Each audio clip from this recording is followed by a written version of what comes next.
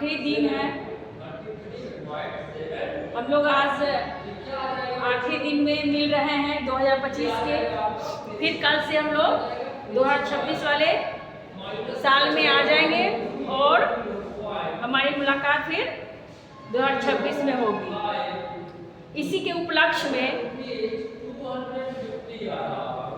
मुझे लगा कि आप लोगों को नव वर्ष में कुछ हिंदी में निबंध पढ़ाया जाए, इसलिए मैं आज आप लोगों को नव वर्ष पर हिंदी निबंध पढ़ाने जा रही हूँ। आशा करती हूँ कि आप लोग जो भी 2025 में जो भी कार्य किए बहुत अच्छा किए, बहुत अच्छा रहा। सब लोग खुशी खुशी समय को बिताए, पढ़ाई लिखाई, खेलना कूदना घूमना फिरना हर चीज़ को अच्छे से एंजॉय किए हैं। और आगे 2026 भी इसी तरह से पूरे मौज मस्ती के साथ सभी कार्य को करते हुए बीते, ऐसा आशा करके हम लोग चलेंगे। और कल हम लोग का साल का 2026 का पहला दिन है, तो कल खूब एंजॉय कीजिए, खूब मस्ती कीजिए और आगे अपना समय अच्छा बीते, इसके लिए भी भगवान से प्रार्थना जरूर कीजिए। अब आगे हम लोग फिर पढ़ेंगे, जानेंगे कि आखिर नव वर्ष होता क्या है। तो नया साल तो हर साल आता है, हर साल हम नया साल मनाते हैं, हर साल हम लोग नव वर्ष मनाते हैं। और हर एक वर्ष के बाद आप लोग को पता ही है कि नव वर्ष आता ही आता है, हर एक साल बाद, हर एक साल बाद। और हर एक साल बाद हम लोग धूमधाम से नया साल मनाते हैं, जो कि 1 जनवरी को आता है। उस दिन हम लोग पूजा पाठ धूम धड़का सब कुछ करते हैं, ताकि पूरे साल इस तरह का व्यवहार हम लोगों का बना रहे। कुछ बच्चे साल के पहले दिन पढ़ते भी हैं, क्योंकि उन्हें ऐसा भी प्रतीत होता है कि अगर आज मैं अच्छे से मन लगाकर 1 घंटा ही सही पढ़ लूँ तो सालों भर मेरी पढ़ाई अच्छी तरीके से बनी रहेगी और पढ़ते रहेंगे, मेरा रिजल्ट अच्छा आएगा। तो थोड़ा सा मैं नव वर्ष पर प्रकाश डाल देती हूँ, ऐसे मैं लिखती हूँ, थोड़ा सा उसी को पढ़कर मैं आप लोगों को बता दे रही हूँ, ठीक है।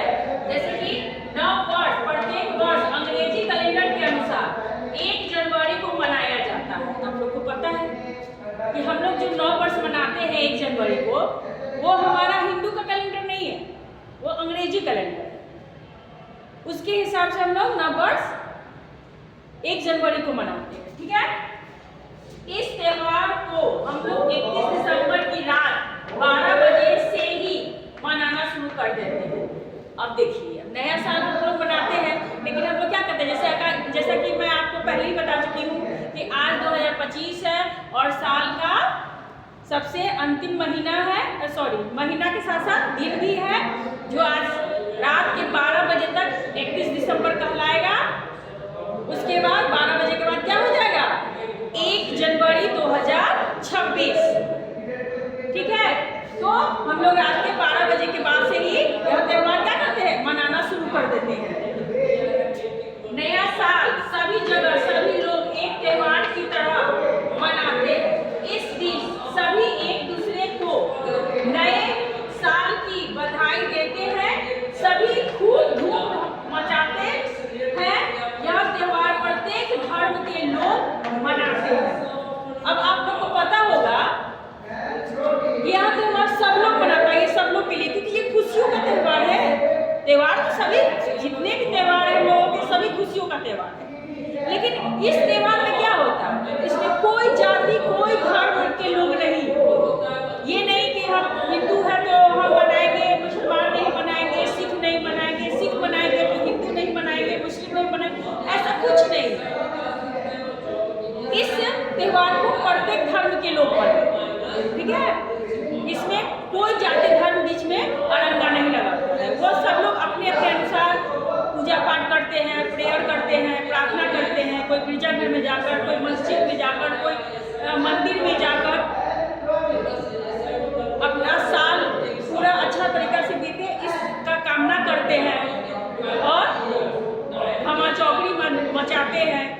मतलब धूम धड़ाका खाना पीना नाचना हंसना बोलना सब कुछ करते हैं ताकि उनका नया साल बहुत अच्छे से बीते। ऐसे तो पूरे जनवरी लोग नया साल मनाता है, लेकिन 1 जनवरी की बातें कुछ अलग हो जाती है। अब ऐसे देखिए, ये तो रहा अंग्रेजी कैलेंडर की बात। वैसे अगर माना जाए वैसे तो हिंदू नववर्ष की शुरुआत चैत्र महीने के शुक्ल पक्ष की तिथि से होती है। अब देखिए, मैं आपको नया साल पर लिखवा दी हूँ, चूंकि अब कल से सब लोग नया साल मना रहे हैं, लेकिन हम लोगों के लिए ये भी जानना बहुत अति आवश्यक है कि हिंदू नववर्ष भी होते हैं और हम लोग भारत में रहते हैं, हम लोग यहाँ के वासी हैं। यहाँ हिंदुओं में बहुत अधिक त्योहार है, बहुत अधिक पर्व है जो लोग मनाते हैं। हमें लगता है सबसे ज़्यादा पर्व त्योहार तो हम ही लोग मनाते हैं। तो ये भी जानना जरूरी है कि ये तो अंग्रेजी कैलेंडर से हम लोग जान गए कि ये 1 जनवरी को मनाया जाता है प्रत्येक वर्ष, लेकिन हिंदी के अनुसार हम लोग कब नववर्ष मनाते हैं ये भी हम लोगों के लिए जानना जरूरी है, क्योंकि हिंदी नववर्ष भी अब आने ही वाला है कुछ महीनों में, जैसा कि आप पढ़िए। वैसे तो हिंदू नववर्ष की शुरुआत चैत्र महीने के शुक्ल पक्ष की तिथि से होती है। मतलब चैत्र महीना का मतलब होता है ये चैत्र जो हो गया, चैत्र हिंदी का नाम है। जिस तरह से अंग्रेजी में हम लोग पहले महीना को जनवरी बोलते हैं, उसी तरह अगर हिंदी महीना को देखा जाए तो पहला महीना क्या होता है? चैत्र होता है। इस दिन चैत्र नवरात्रि का पहला दिन भी होता है। अब देखिए, जैसे ही चैत्र महीना शुरू होता है उस दिन चैत्र नवरात्रि का पहला दिन होता है। जैसे हम लोग दुर्गा पूजा में मनाते हैं, कब? आश्विन महीना में, यानी सितंबर से अक्टूबर के महीना में दुर्गा पूजा का धूमधाम रहता है, उस समय जो मनाते हैं उसी तरह से चैत्र के महीने में भी दुर्गा पूजा होता है। उस दिन भी 9 दिनों की माता की पूजा होती है। जिस प्रकार से अक्टूबर नवंबर के महीने में आप देखते होंगे, सितंबर अक्टूबर के महीने में जो आश्विन महीना लोग कहते हैं हिंदी महीना में, उसमें आप देखते होंगे कि लोग धूमधाम से 9 दिनों तक माता की आराधना करते हैं, पूजा पाठ करते हैं। धूमधाम से सभी जगह मेले लगते हैं, माता की मूर्तियाँ बैठाई जाती हैं, उनकी प्रतिमा को बैठाकर उनकी पूजा आराधना की जाती है। उसी प्रकार से चैत्र में भी उनकी पूजा होती है, यानी साल में 2 बार माता रानी का पूजा होता है, जो एक चैत्र महीने में होता है और एक किसके? आश्विन महीने में।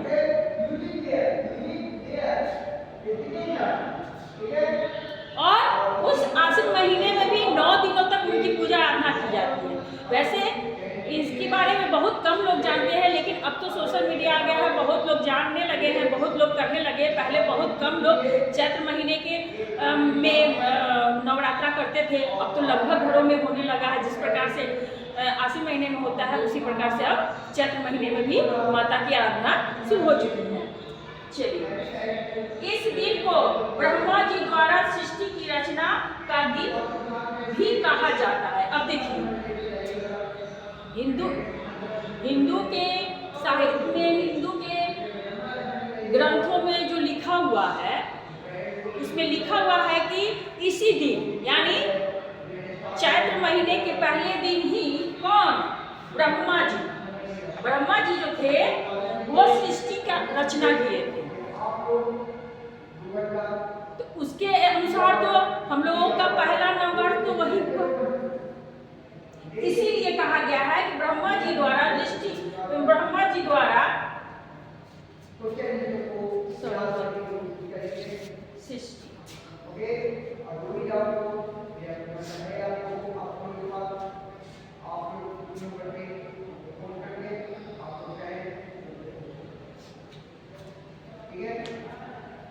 जी द्वारा सृष्टि की रचना का दिन भी माना जाता है। इसे भी महाराष्ट्र एवं दक्षिण भारत में तथा मतलब इस नवरात्र को, इसे भी कहने का मतलब क्या हो गया, इस नवरात्रि को भी आप भारत में, महाराष्ट्र में, दक्षिण भारत में और अन्य भी जगह पर बहुत ही धूमधाम से मनाया जाता है। तो जब हम अंग्रेजी कैलेंडर से अगर नया साल के बारे में जान रहे हैं तो हिंदू के भी कैलेंडर से तो जानना अति आवश्यक है। इसलिए मैं सोची कि आप लोगों को ये भी जानकारी दे दूँ, क्योंकि आप लोग हिंदी पढ़ रहे हैं, हिंदी पढ़ रहे हैं तो हिंदी के बारे में कुछ अलग से भी जानकारी रहना अति आवश्यक है। हम लोग आज़ाद भारत में रह रहे हैं, यहाँ हमारी लिपि क्या है, देवनागरी है। हिंदी लिपि क्या है, देवनागरी है। और हिंदी हम लोगों का गर्व है, अभिमान है। तो इसको हम लोग कैसे भूल जाए, इसको तो याद रखना पड़ेगा। इसको ताज़ा करने के लिए, इस याद को ताज़ा करने के लिए मैं अंग्रेजी कैलेंडर का नव वर्ष के साथ साथ हिंदू के भी कैलेंडर का नव वर्ष के बारे में कुछ लिख दी। इसीलिए आप लोग जनवरी, फरवरी, मार्च, अप्रैल, मई, जून, जुलाई, अगस्त, सितंबर, अक्टूबर, नवंबर, दिसंबर जानते हैं, लेकिन क्या आपको हिंदी महीनों का नाम याद है? नहीं याद है। लेकिन मैं चाहूँगी कि आप लोग इसे भी याद करें और इसे भी याद रखें। ये बहुत अति आवश्यक है, बहुत जरूरी है। अब हम लोग ये जानते हैं कि आखिर हमारे हिंदू महीनों के नाम क्या है ना? हिंदू के महीनों के नाम क्या है? हमारे हिंदू भाई लोग, हमारे हिंदू बहन लोग आखिर अपनी महीनों का कौन सा नाम दिए हुए हैं, कौन से नाम से जानते हैं, वो तो जानना जरूरी है ना। तो पहला चैत्र, जैसा कि मैं आपको पहले ही बताई थी कि हम लोगों के नव वर्ष की शुरुआत कब से होती है? चैत्र महीने से, जो कि अगर आप लोग को समझने में असुविधा न हो, इसलिए मैं क्या की हूँ, उसमें अंग्रेजी महीना भी लिख दी हूँ। जैसे चैत्र कब आता है? मार्च और अप्रैल के महीने में। चैत्र आता है मार्च और अप्रैल के महीने में। अब आप पूछेंगे कि ऐसा क्यों मैम, कि मार्च और अप्रैल क्यों आया, केवल अप्रैल ही क्यों नहीं आया, केवल मार्च ही क्यों नहीं आया? आपके मन में ये ख्याल आ रहा होगा। तो मैं आपके इस समस्या का समाधान निकाल देती हूँ, क्योंकि जैसे ही जनवरी फरवरी का महीना स्टार्ट होता है, यानी शुरुआत होती है, तो वो 1 तारीख से काउंट होती है। लेकिन हिंदी महीने के अनुसार, हिंदू के महीनों के अनुसार, अगर महीनों की शुरुआत होती है तो मतलब अगर मान लो कि ये मार्च का महीना है तो 15 दिनों का अंतर रहता है, यानी 1 तारीख से लेके 15 तारीख के को छोड़ के उसके बाद से महीना स्टार्ट हो जाता है।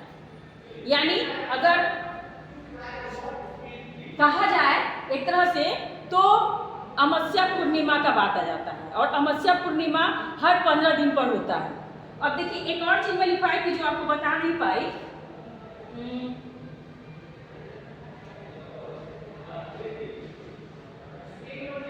इसे चंद्र मास भी कहा जाता है, ठीक है, शायद नहीं लिख पाई हूँ।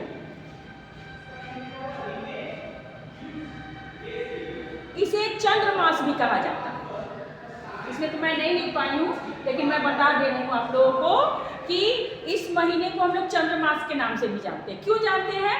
क्योंकि ये चंद्रमा के कारण होता है। क्योंकि अमावस्या अभी 15 दिन के बाद अमावस्या है, फिर 15 दिनों के बाद पूर्णिमा है, इसका पता हमें चंद्रमा से पता चलता है। इसलिए ये 2 महीना मिक्स हो जाता है। अब मान लीजिए कि अगर 15 तारीख मार्च 15 है तो अप्रैल 15 तक 1 मंथ कहलाता है, यानी 1 महीना कहलाता है। इसीलिए चैत्र को क्या कहा गया? मार्च से अप्रैल। उसका लाइए दूसरा महीना कौन सा होता है? बैसाख। बैसाख कब आता है? अप्रैल से मई में। जैसे ही अप्रैल का 15 तारीख आएगा, आप समझ जाना कि बैसाख आ गया। और मई का 15 तारीख जैसे भी का समझिए कि बैसाख खत्म हो गया। अब क्या आ गया? ज्येष्ठ। तो ज्येष्ठ आता है मई से जून में, आषाढ़ आता है जून से जुलाई में, श्रावण श्रावण, श्रावण, श्रावण जुलाई से अगस्त में। भाद्रपद, जिसको हम लोग ऐसे लैंग्वेज में बोले तो भादो भादो बोलते हैं, लेकिन भाद्रपद अगस्त से सितंबर में। अश्विन, अश्विन यानी आसीन, सितंबर से अक्टूबर में। कार्तिक, जिस महीने में हम लोग छठ दीपावली वगैरह मनाते हैं, अक्टूबर से नवंबर में। मार्गशीर्ष जो आता है नवंबर से दिसंबर में। पौष, दिसंबर से जनवरी में। अभी आपका कौन सा महीना चल रहा है? पौष का महीना चल रहा है। जनवरी में वो आते आते खत्म हो जाएगा। उसके बाद माघ आएगा। माघ क्या आएगा? जनवरी से फरवरी तक, यानी 15 जनवरी से शुरू होगा और 15 फरवरी को खत्म। अब आइए फाल्गुन, यानी फाल्गुन जिसको कहते हैं, जिस महीने में हम लोग होली का त्योहार मनाते हैं, फरवरी से मार्च में। और ये जैसे ही फाल्गुन का महीना आता है, फाल्गुन महीना आता है, हमारा ये वर्ष समाप्त हो जाता है। फिर हम लोग नए वर्ष में एंट्री करते हैं, यानी जाते हैं, यानी हम लोग का वहां से साल बदल जाता है। तो कहने का अर्थ है कि जब चैत्र का महीना आएगा तो समझिए कि हमारा नव वर्ष हो गया। जैसे कि आप देख लीजिए, अब जैसे ही फागुन में खत्म होगा, 12 महीना ये भी हो गया। 1 2 3 4 5 6 7 8 9 10 11 12, 12 महीना ये भी हो गया। अब 12 महीना ये भी हो गया। और अंग्रेजी कैलेंडर से देखिए तो जनवरी, फरवरी, मार्च, अप्रैल, मई, जून, जुलाई, अगस्त, सितंबर, अक्टूबर, नवंबर, दिसंबर, ये भी 12 महीना हुआ। बस दोनों में थोड़ा अंतर हो जाता है। ये बिल्कुल 1 जनवरी से अलग होता है, भिन्न होता है। ये 1 जनवरी से नव वर्ष शुरू होती है और यहाँ चैत्र के महीने से यानी 15 तारीख से नव वर्ष की शुरुआत होती है। इसके बारे में आप लोगों को जानना जरूरी है। फिर अभी तो हम लोग अंग्रेजी कैलेंडर से कल नया साल मनाएंगे, लेकिन अगर हिंदू का कैलेंडर देखा जाए तो आप नया साल कब मनाएंगे? हिंदू के कैलेंडर में देखिए कब मनाएंगे, कब मनाएंगे? मार्च से अप्रैल, यानी जैसे ही मार्च का महीना का 15 तारीख आएगा उस समय से हम लोग का नया साल शुरू हो जाएगा। थोड़ा 1-2 दिन इधर उधर हो जाता है, घंटा का फर्क होता है, क्योंकि चंद्रमा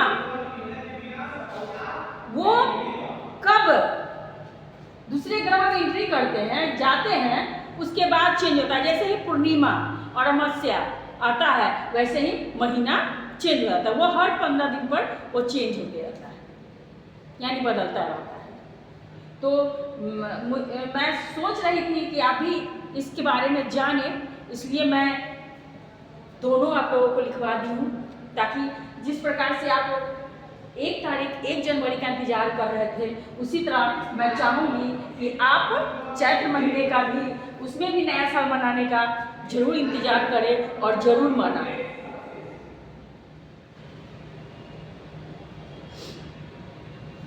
मुझे आशा है कि आप लोग को आज का नव वर्ष का जो कुछ भी लिखाया गया है या समझाया गया है आपको बहुत पसंद आया होगा। आप इसे अच्छे से याद कर लेंगे, लिख लेंगे।